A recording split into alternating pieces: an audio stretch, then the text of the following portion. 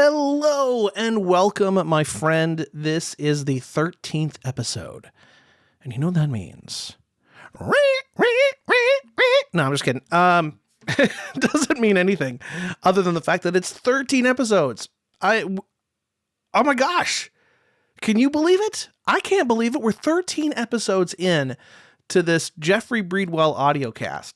And we've covered a lot together, you and I.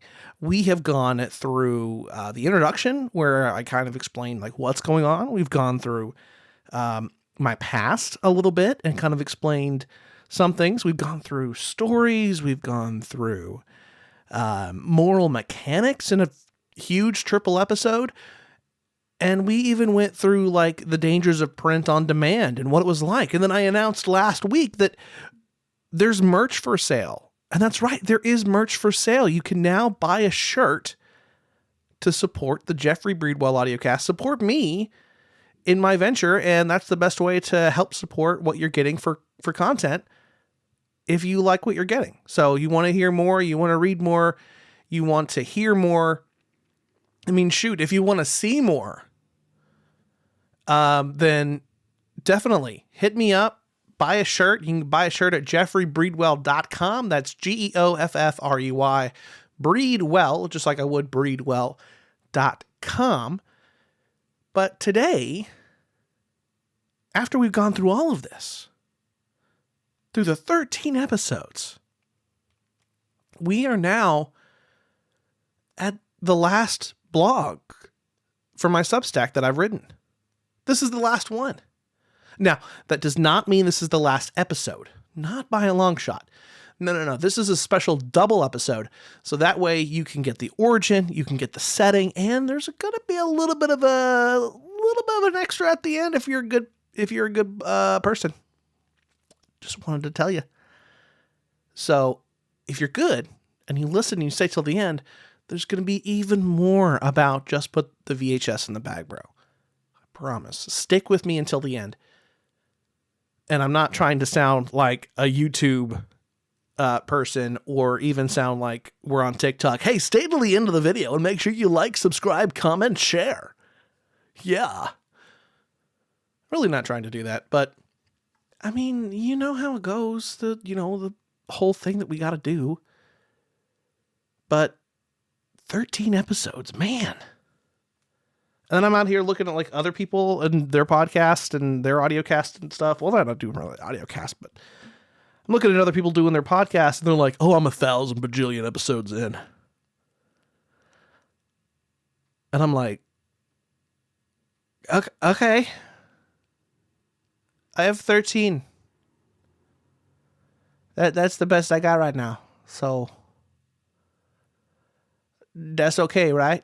Well, sure, Jeff. That's absolutely all right with me. Well, thank you, Mickey. I appreciate that. Like, yeah, dude.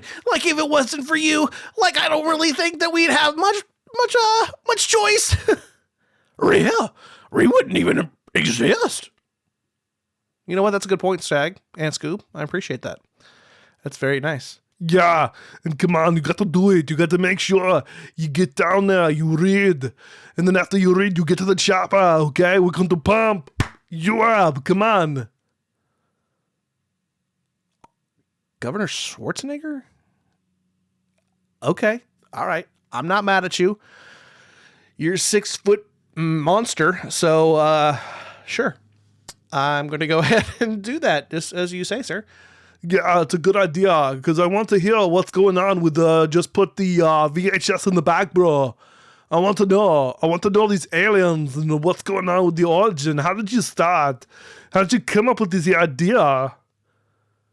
Well, you know what? I'll tell you. And I'm going to tell you right now. As here we go. Let's go ahead and get started. I honestly cannot believe the book is nearly released. It's been too long a wait. I'm stuck on the edge of my seat, sweating for your feedback, your comments, your reviews of my debut novel, Just Put the VHS in the Bag, Bro. They say editing is the hardest part. Editing can't touch the anticipation for release. The book tells the story of two high school burnouts who must find an ancient VHS tape within 3 days, or aliens will destroy the planet while they're being chased by a Mexican cartel. It's a Hitchhiker's Guide to the Galaxy meets Dude, Where's My Car with the heart and humor of Bill and Ted and Scott Pilgrim. And you won't believe where it all started. We want to remind you that this portion of the audio cast has been sponsored by Jeffrey Breedwell merch. That's jeffreybreedwell.com. Show your support by buying a shirt. And now, back to our program. Dateline, Mount Juliet, Tennessee, 2006. I had been out of high school for a couple of years, and one of my best friends and I were hanging out. His name is Ted White, a wonderful human being. He's as large as his heart and sarcasm. Standing at over 6 feet tall, Ted towered over me most of my life. He's remarkably stronger, too. In high school, I would run and jump into his arms. He'd catch me like it was nothing. Now, I think I'm a bit too big for him to catch me, but the next time, I'm going to try it. During that time, my primary writing focus was on screenplays. I was going to write a fantastic screenplay from my home, return to Los Angeles, California in triumph, and become rich once the movie hit it big. I wrote 5 feature-length screenplays during this tenure in my screenwriting career, which spanned the early part of my career in the Navy, which we'll kind of get into that. One night, while Ted and I were hanging out, I suggested that we write a screenplay together. Ted was a bit apprehensive. Okay, he was really against it. But I convinced him. There was no outline, no scene cards, no notes written down with hilarious lines. I wrote things down in final draft, and he either liked it or didn't. He'd offer how things should be put, but he'd always say how terrible it was. When we finished the story, we had 117 pages of a screenplay filled with stale sophomoric humor, appearances by crazy characters, aliens, and even a visit to Waffle House. We ripped off Spaceballs. Mel Brooks and William Shatner made appearances for some reason. We made fun of religion, specifically manufacturing a version of Scientology that was more like Catholics gone science than real Scientology. And the 2 heroes? They were 2 20-something white male cannibals surrounded by pot smoke. Yep. Not just cannibals, but pot smoking cannibals. I titled the script after our 2 heroes, Josh and Greg, in the style of the early 1990s over-the-top semi-cult classic Mom and Dad Save the World, starring John Lovitz and Jeffrey Jones. It was called Josh and Greg Save the World. We finished it over the winter, and I printed it out. I gave it to my dad, Don Breedwell, who was my feedback person. I leaned heavily on his expertise with every story I wrote, starting from the 5th grade, when I began writing.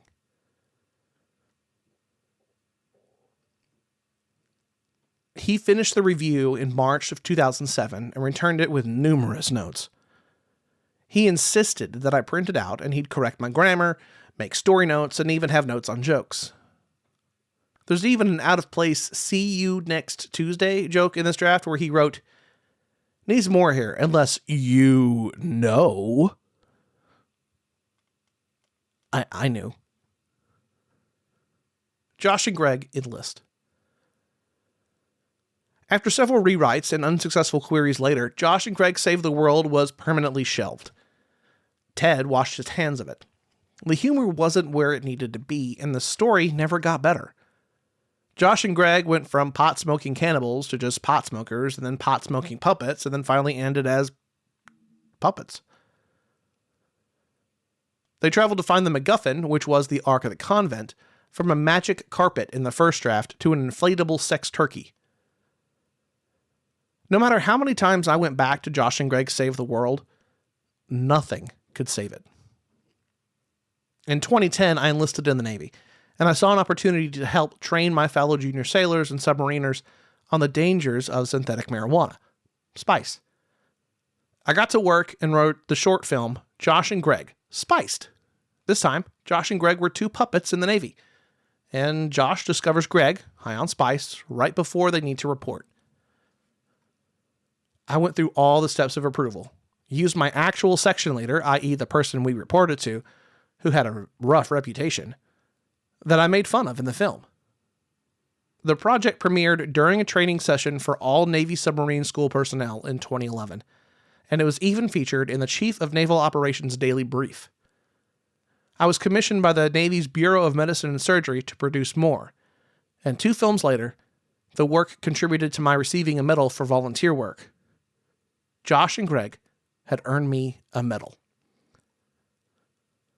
Rebirth. 13 years later, I made a goal for myself. I wanted to write a novel before I turned 40. My dad never did that. I had roughly a year and a half to do it. I wrote 1 book in less than a year, and I had plenty of time left. Why not write another one? I dusted off Josh and Greg Save the World and reread it. Holy shit. Ted was right. It was horrible.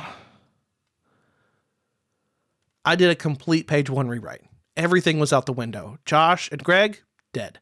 Mel Brooks and Spaceballs, cut. The pot, cut. Everything was gone. The only thing that survived was the aliens, but even they needed a makeover. Not even the faux cult of Scientology would survive. Instead, the story became about 2 teenage burnouts from Hollywood, Indiana, Ethan Smith and Cruz Luis Montoya Martinez. Best friends. They worked at a vintage media store called Restart, whose slogan was, "If we can't find it, it doesn't exist." The emperor of the Nibirexians, Briefrek, had lost a crucial key to the Empire's security. He tasked his major domo, Calitello, with finding it.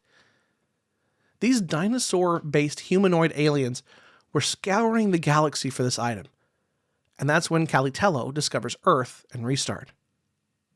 After meeting the heroes, Calitello gives them 72 hours to find this item, a VHS tape, or the whole planet will be destroyed. The hitch? The Martinez family can't leave the state of Indiana without being hunted and murdered by the Mexican cartel MG-23. Do they make it? You'll have to read to find it out. Starting on June 25th. This news story is better than the original Josh and Greg Save the World story by a mile. It could be made to say that I polished up a turd, but if that was the case, then the turd was the size of the meteor from Joe Dirt. By taking it apart, tearing everything down, and incorporating the knowledge I had gained over almost 2 decades, the story could finally stand on its own. And Cloaked Press agreed with me. Just Put the VHS in the Bag, Bro is scheduled for release June 25th, 2026. Now, I do want to pause here just to say for a moment that my paid subscribers for my Substack do get the first page of this screenplay with my dad's notes in there to say that. So if you want to go to my Substack, that's jeffreybreedwell.substack.com. You can subscribe and becoming a paying subscriber. It's little as like $5. You can go in there and see the first page. Also, when you subscribe, you get this audio cast into your inbox every day for free. This is just part of the free subscriber thing. And then you also get the most up-to-date listings and anything else I'm putting out behind the scenes, or any advance notice on when pre-orders are coming, or when ARC copies are going to be sent out, or when I'm hoping for reviews, or I'm going to give a little tease or something like that. All of that info goes to my Substack subscribers first, before it hits my social media. So you want to make sure you're signed up for that, because it's going to go directly into your inbox first, before it hits things like Facebook, Instagram, Threads, and TikTok. It all goes there first. So make sure you are subscribed for that. Now, let's just go ahead and get right back into it. I was born in Tustin, California. For those who don't know, that's just outside of Anaheim. I moved across the country 3 times in 20 months. We settled in Mount Juliet, Tennessee, a tiny 2-stoplight town to the east of Nashville, the state's capital. I grew up there, started a punk band there, lived life in that town as I watched time pass and the area grow into what it is today. A bustling, upper-middle-class city with suburban sprawl settling over the landscape the where a bear settles into its den. After I met my wife, I left the volunteer state for the great unknown. We lived in Groton, Connecticut, and then in Kingsland, Georgia, before returning to Groton, and then finally moving back to Mount Juliet. We settled in the neighboring Antioch, Tennessee for a short time while I worked in ministry, before I was offered a ministerial position in Indiana. That was 3.5 years ago. Now, my family and I call home. While we may not agree with the politics, we didn't agree with the politics in Tennessee either. Indiana, however, brought me somewhere simultaneously new and familiar. Indiana introduced me to the suburbs of Indianapolis, including Carmel, Noblesville, Fishers, Greenfield, Avon, and Speedway, home to the Indy 500. In each of the suburbs, I noticed something similar. They all took pride in their history. Even outside the suburbs, the smaller rural towns also cared deeply about their history. It was more than just Civil War history, like in Tennessee. It was deeper than that. Real-world history. The town of Pendleton, Indiana, like the rest of the towns in the state, has its history, even with some moments they'd rather forget. Nestled on the banks of the Fall Creek River, the downtown strip is designed for historical preservation, giving it a charming, almost Hallmark movie feel. Nearby, the city's park straddles the river and falls, where a rock stands in testament to a historical event often not told. The rock, carved like a grave, reads, "3 white men were hung here in 1825 for killing Indians." In the spot where the stone stands is the memory of 3 men who were executed by state order for gruesomely murdering 9 people, 2 men, 3 women, and 4 children of mixed tribal heritage. This event is cataloged in history as the Fall Creek Massacre, and a book by Jessamine West from 1975 depicts its events and the eventual miscarriage of justice that this event was set to become the catalyst for. In 1843, Frederick Douglass and his friends were injured when a mob from Andersonville, now Anderson, knocked Douglass unconscious and broke his hand in a fight. He was helped to Neil Hardy's home and nursed back to health. Fun fact, Mr. Hardy's home was also a stop on the Underground Railroad, where it stands to this day. I took a picture of where the slaves would hide inside of Hardy's home. The stones and dirt have remained untouched since the 19th century. Now, I took that photo almost a year ago, after learning the information from the caretakers of the home. During that time, Just Put the VHS in the Bag, Bro wasn't finished. This was the moment I knew I had to do something with the book's setting. In the book, when we first meet our heroes in the book, they're being investigated in a police station. They share their story with the cellmates who want to know, and we return to where they call home, Hollywood, Indiana. The town of Hollywood does not exist in Indiana, although many Hoosiers argue it should. In a state where towns are named Lafayette, Carmel, and Floyd's Knobs, and even, yes, Santa Claus and New Palestine, Dublin, Brazil, Moscow, and even Rome are the names that dot the maps of cities and towns across Indiana. Hollywood is in good company. The town of Hollywood, Indiana serves as the base for Just Put the VHS in the Bag, Bro, even though it's a road trip style book, as well as the other books in the series. Hollywood is a central character. I knew I needed a town with enough size and gumption to be essential when the time came. The real-world town of Pendleton serves as its heart and its approximate location, and when mixed with the elements from other neighboring cities, Hollywood, Indiana becomes a town built for a saga. Hollywood exists. It's surprising how much of my personal history is mirrored in Indiana's. I've been the one to move across the country, to serve the same country, and to preach justice, mercy, and love, only to get rejected, yet cared for by strangers. Pendleton didn't give me inspiration. It gave me permission.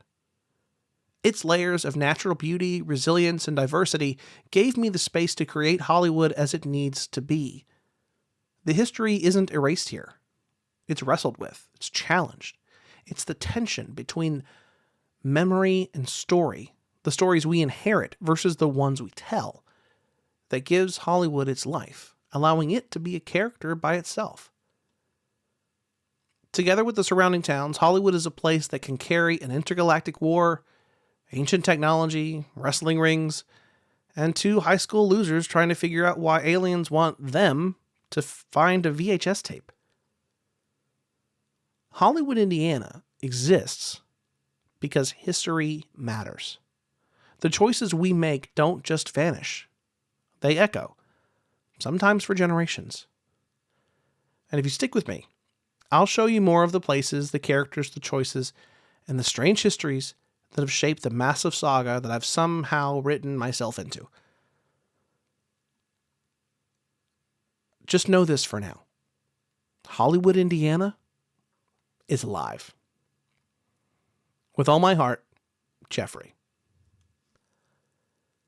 Now, that's the two that I've written as far as the behind the scenes, where you've got the origin of the story, you've got the setting of Hollywood, Indiana, kind of mirroring our own real world. But here's the special bit. Are you ready? The main characters. Let's go ahead and dive into them. The main characters. The first main character that you have within this beautiful setting of Just Put the VHS in the Bag, Bro is going to be Cruz Luis Montoya Martinez. He's 18. He's got some dry wit, but he's intelligent. He's good at baseball. He's logic-minded, but he sucks at skateboarding. He's been living in Hollywood, Indiana his whole life. He is a first-generation Mexican-American. And he's never been anywhere else, due to his parents running for the Mexican cartel. His parents left Catholicism and raised him in the megachurch, but recently he hasn't felt comfortable going anymore due to their anti-LGBTQ hate speech. He's in the closet. Doesn't really have a crush, but he knows that he's gay. No one else knows. Not even his best friend. His best friend is Ethan Smith, 18. He is a total firecracker. Hoosier through and through. He's creative. He's good at skateboarding, but he sucks at baseball. He's quick to anger, and that's due to his turbulent home life. He's moved more times than he can count, never knowing a permanent home until he moved to Hollywood, Indiana, across from Cruz. He's a former Catholic, abused by a priest in Rhode Island while fueling his atheist mindset. He is the target of affection of Cruz's sister, Marisol, but he likes a popular girl that he has no chance of ever being with. He's the only child, living with his mom. Then we have our aliens. First up, we've got the Nibirexians.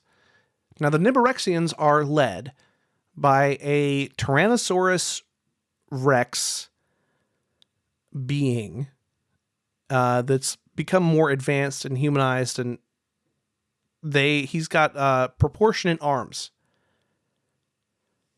The Nibirexians are all like advanced dinosaurs. They kept the same size. They're still bipedal. Now they have all evolved from the dinosaurs that we knew 65 million years ago.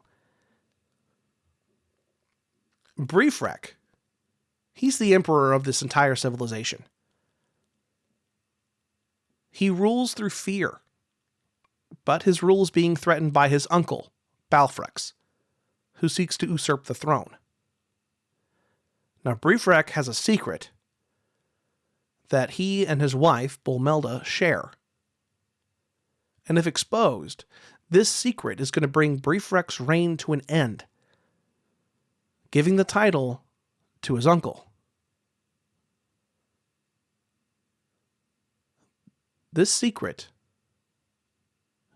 is on the VHS tape. This VHS tape, this is the MacGuffin of the entire story. And on the outside, on this dust jacket, is written on it with laser swords and blasters and flying spaceships and kind of an aqua blue in color. And it resembles a futuristic movie poster on his dust jacket for a Nibirexian movie that's labeled Jurassic Wars: The Rise of Sarcosaurus.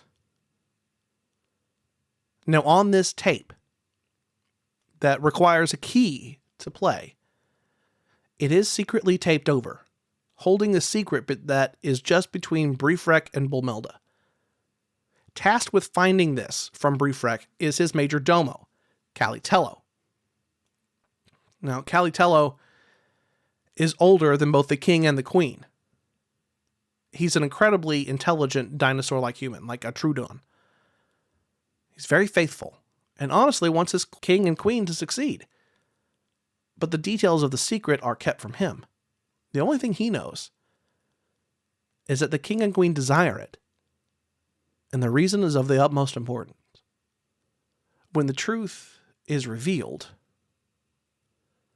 well, you'll just have to find that out, what it is.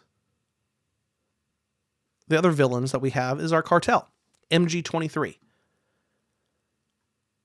The MG-23, they smuggle drugs, people, you name it. They smuggled in Cruz's parents as teens. But the parents couldn't finish paying off the debt. But that's some backstory that has a key little thing. But I'll just say this. MG-23, this Mexican cartel, well, they're a little bit more fun than our regular cartels that we have in our world. And that's what we've got. Those are the main characters for Just Put the VHS in the Bag, Bro. And that's what you get. That was your little secret, your little spoiler. Kind of a little spoiler, but, well, yeah, spoiler. But it's the thing that about this and about this story that you're going to want to read. You're going to want to listen to it. You're going to want to hear the audiobook, which, by the way, I'm recording. You're going to want to hold the book in your hands. And you're going to want to come to an event where I am in your local area, and I'll sign the book for you. And it's one of those things that I honestly think that when you read it, you're going to laugh. Maybe laugh so hard that you cry. But it will force you to take a look at something within your life, maybe within yourself, and realize something a little bit different. Anyway, that's today's show. That's today's episode of the audiocast. That's episode 13. Next week, I got something more for you. But here's the kicker. I don't know what it is right now.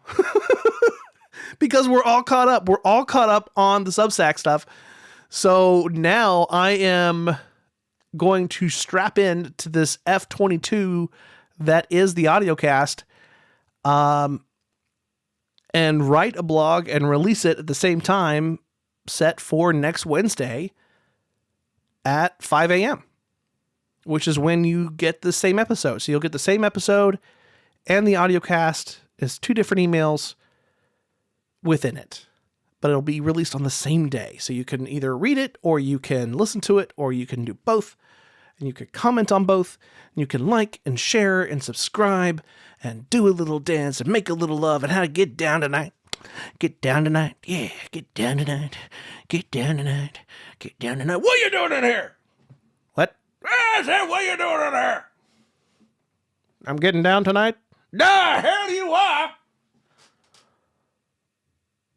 Okay, I'm not getting it down. Apparently I have things to do.